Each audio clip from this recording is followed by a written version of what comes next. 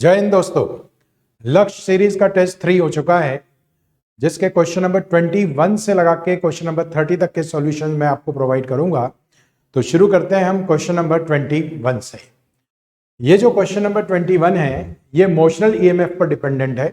आपको पता है कि जब भी हम किसी कंडक्टर को किसी मैग्नेटिक फील्ड में चलाते हैं तो उसमें ईएमएफ जनरेट होता है, और उस ईएमएफ को हम इस फॉर्मूले से निकाल सकते हैं, E is equal to BVL। यहां पर ध्यान रखने वाली बात यह है कि L जो है वो उस कंडक्टर की इफेक्टिव लेंथ होती है। अगर कंडक्टर स्ट्रेट रॉड है तो फिर लेंथ उसकी L वही लेंगे जो लेंथ उसकी दी हुई है, लेकिन अगर कंडक्टर को आर्क के फॉर्म में दिया हुआ है तो इफेक्टिव लेंथ जो है वो उसके इन दोनों एंड को मिलाने पर आती है। मतलब कि ये हुआ कि यहां जो इफेक्टिव लेंथ है वो इफेक्टिव लेंथ होगी इस सेमी सर्कुलर आर्क का डायामीटर, मतलब रेडियस का डबल। अब उसने दिया हुआ है कि यहां पर जो इस वायर की लेंथ है वो L है, जिसका हमने बनाया है सेमी सर्कल। तो अगर आप L को सेमी सर्कल की सरकमफ्रेंस पाई आर के बराबर रखोगे तो R की वैल्यू आपको मिलने वाली है L बाय पाई।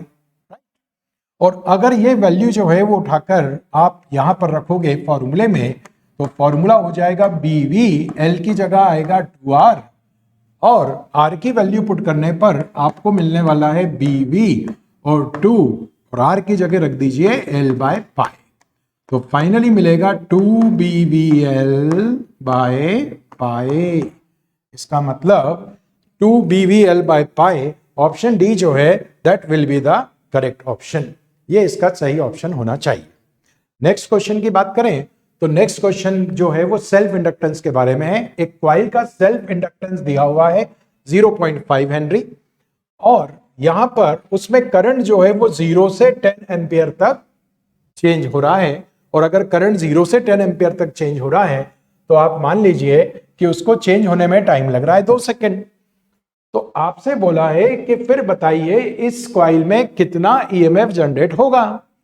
तो भैया सेल्फ इंडक्शन सबने पढ़ा हुआ है। इस समय हम जो ईएमएफ निकालते हैं वो इस फॉर्मूले से आप निकाल सकते हैं, E equals to L del I by del T, right.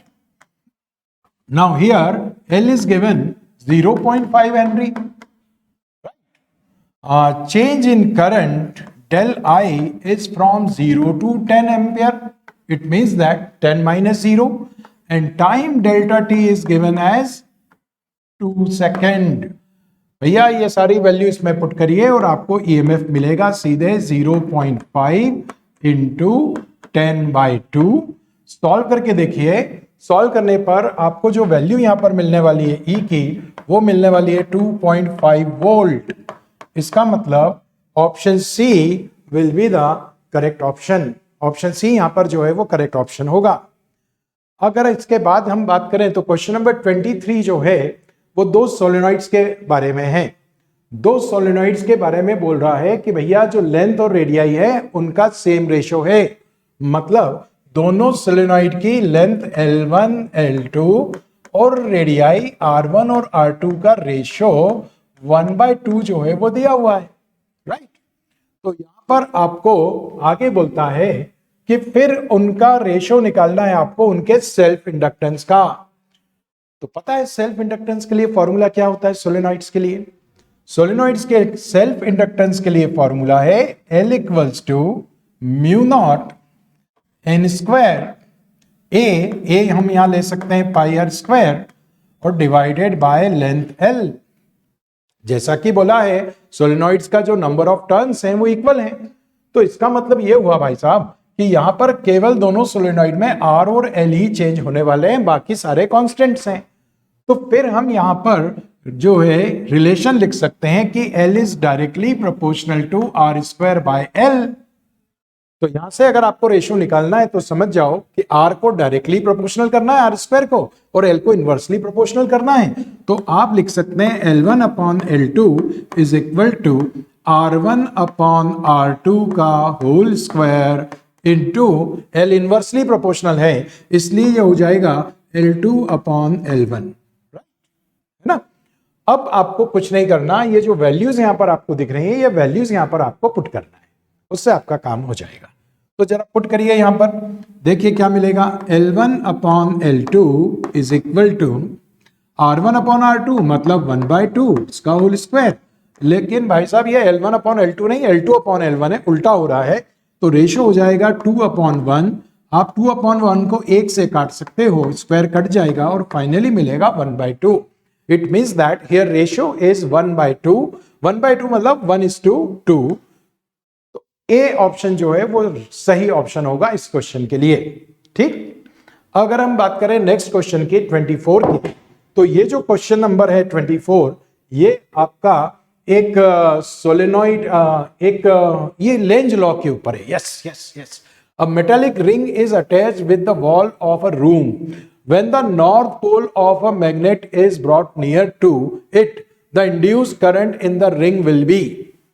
अब क्या है भाई साहब, जितना इसने बोला है ना उतनी अपने को बात करना। अगर आप इस ज्यादा सोचोगे तो इस क्वेश्चन में गलती कर सकते हो। कई लोगों को लगता है कि रिंग है और मैग्नेट गिर रहा है और गिरेगा तो इसमें से पास होकर नीचे भी जाएगा। ऐसा कुछ भी नहीं है, ऐसे कई क्वेश्चंस आते हैं, पर इसमें ऐसी कोई बात नहीं बोली है। इसमें उसने केवल बोला है कि north pole of the magnet is brought near to the ring, बस इसको वो पास में लाने की बात कर रहा है, उसके आगे की बात ही नहीं हो रही है। तो आपको पता है लेंज ने क्या बोला है, लेंज ने बोला है कि जब भी कभी किसी भी मैग्नेटिक फ्लक्स को, किसी भी कॉइल की मैग्नेटिक फ्लक्स को चेंज करते हैं तो उसमें जो करंट पैदा होता है, लेंज बोलता है कि करंट की डायरेक्शन ऐसी होती है कि वो अपने को पैदा करने वाले का ही अपोज करता है। सुना भाई साहब, कौन होगा इस दुनिया में जो अपने को पैदा करने वाले के अपोज करे? इस टाइप का होता है ये इंड्यूस करंट। आप देख सकते हैं कि यहां पर जो नॉर्थ पोल है ये पास में आ रहा है रिंग के, तो करंट ऐसे पैदा होगा कि ये नॉर्थ पोल को पास में नहीं आने देगा। वो ऐसा तभी हो सकता है जब रिंग का ये वाला जो पार्ट है, ये पार्ट जो है वो नॉर्थ पोल की तरह एक्ट करे, ताकि ये नॉर्थ पोल उस नॉर्थ पोल को, मैग्नेट के नॉर्थ पोल को रिपेल कर सके और पास में ना आने दे। समझे?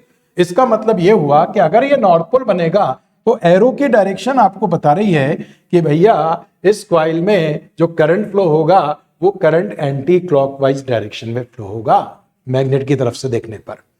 तो आपको बस अपना वही आंसर देना है जितना इसने पूछा है, उससे ज्यादा सोचने की जरूरत नहीं है। तो यहां पर आंसर होगा कि एंटी क्लॉकवाइज डायरेक्शन में करंट फ्लो होगा, तो option C will be the right option. Option C जो है वो राइट ऑप्शन होगा। ठीक, तो अब अगर हम बात करें नेक्स्ट क्वेश्चन की, तो क्वेश्चन नंबर 25 में कॉम्बिनेशन ऑफ रेजिस्टेंस दिया, जिसके ऊपर बहुत सारे क्वेश्चन पूछे हैं, और ऑल ऑफ द अबोव भी यहां पर एक ऑप्शन है, इसे ध्यान रखिएगा। तो एक से ज्यादा भी सही आंसर हो सकते हैं। तो देख सकते हैं आप यहां पर जो है ना भाई साहब, ये पैरेलल कॉम्बिनेशन दिख रहा है इन रेजिस्टेंस का। अगर आप यहां पैरेलल का फॉर्मूला लगाओगे, 10 और 10 पैरेलल में 5 और 20 का अगर आप फॉर्मूला लगाओगे 5 इंटू 20 अपॉन 5 प्लस 20, तो ये आपको मिलने वाला है यहां पर 4 ओम रेजिस्टेंस। कहने का मतलब इन तीनों को जब आप कंबाइन करोगे तो आपको एक 4 ओम का रेजिस्टेंस मिलने वाला है। सोचिए कि अगर आप यहां पर इस हिसाब से यहां इक्विवेलेंट सर्किट डायग्राम बनाते हैं, तो ये तीनों को सॉल्व करने के बाद आप यहां पर रेजिस्टेंस लिख सकते हैं 4 ओम रेजिस्टेंस, ये अननोन है। यहां पर पोटेंशियल डिफरेंस दिया हुआ है 25 वोल्ट, करंट फ्लो हो रहा है 0.5 एम्पियर, मतलब कि हाफ एम्पियर, ये सब करंट वगैरह यहां पर फ्लो हो रहा है। और आपसे कुछ कुछ चीजें इस सर्किट के बारे में पूछी हैं। एक तो ये भी पूछा है कि ये अननोन रेजिस्टेंस आर कितना होना चाहिए। तो मैं समझता हूं यहां से बहुत आसानी से हम इस चीज को निकाल सकते हैं।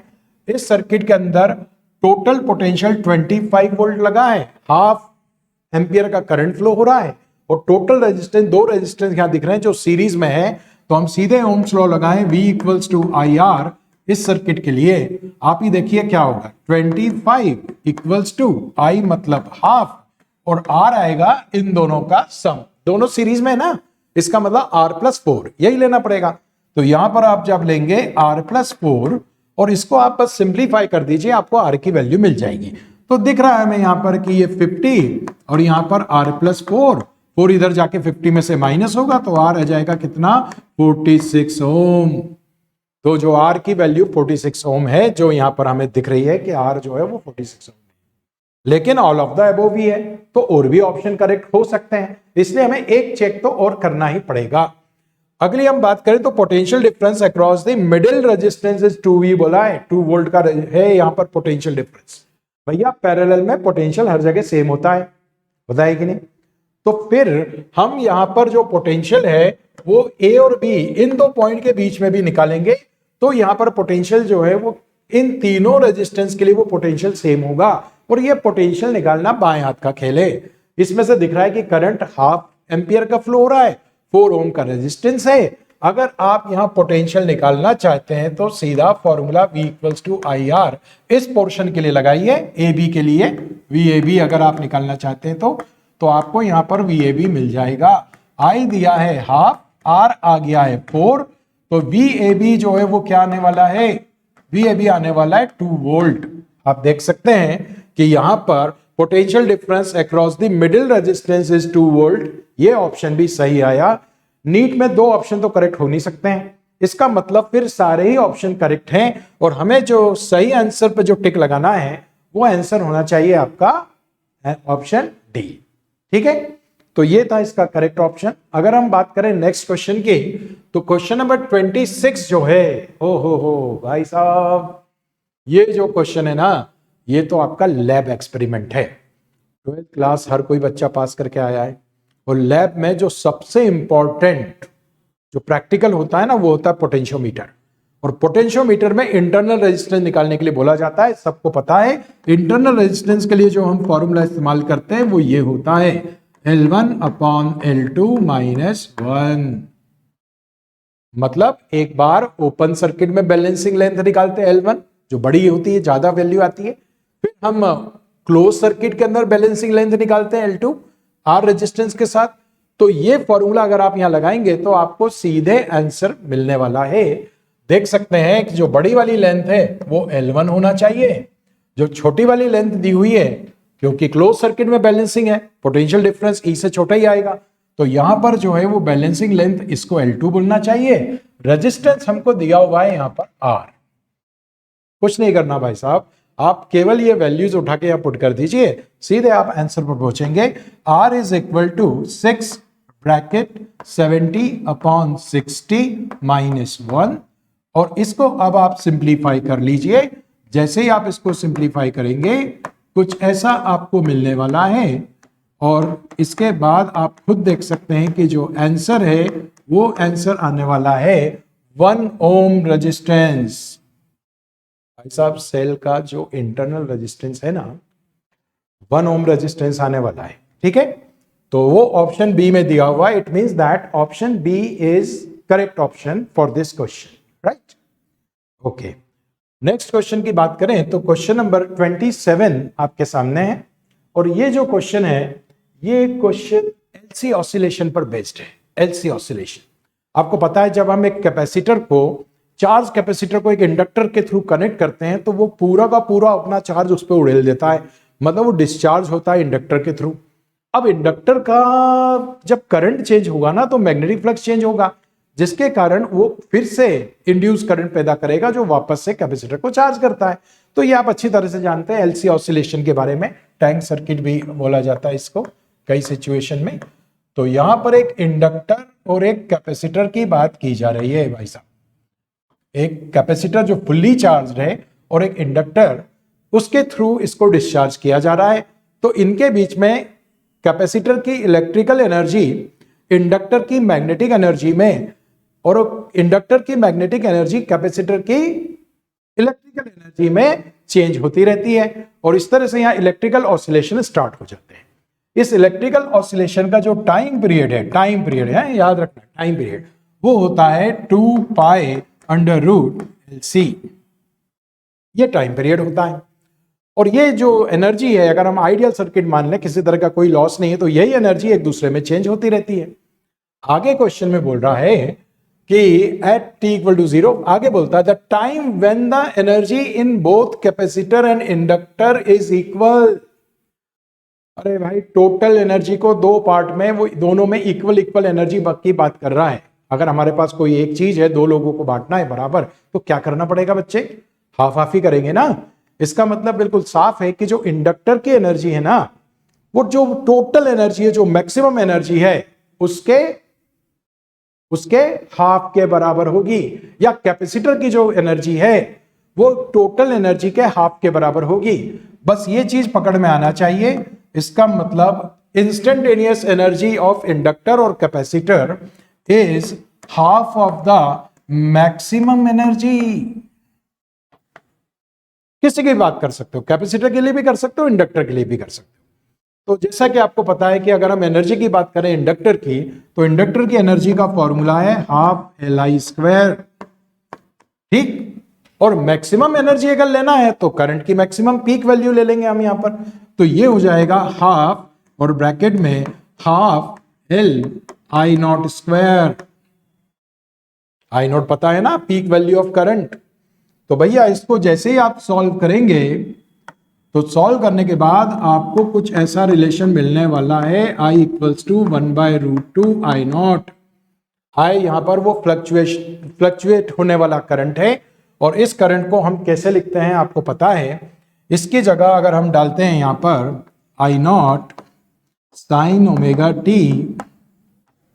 = 1/√2 I0, और जब आप इसको सिंप्लीफाई करोगे ना तो यहां से आप टाइम t की वैल्यू निकाल सकते हो, और टाइम t जो है स्मॉल t की वैल्यू वो आने वाली है π√LC डिवाइडेड बाय 4।